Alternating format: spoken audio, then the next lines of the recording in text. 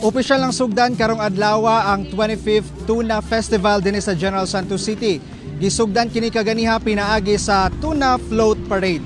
As expected, mga maanindot og makahinganghang disenyo sa mga float ang atong nasaksihan dinhi karon sa Tuna Float Parade ato sa ika-25th Tuna Festival.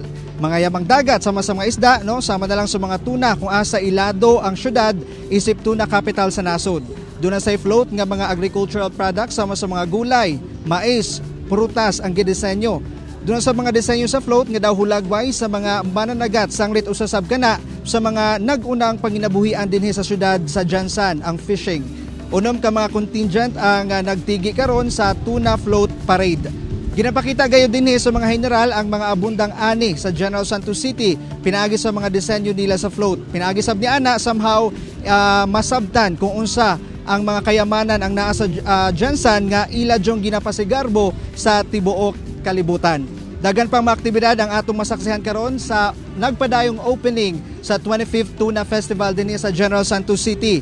Giatangan sab ang participation unya ni kapuso actor Gabby Concepcion. Busa alang sa atong mga kapusong general, Happy 25th Tuna Festival!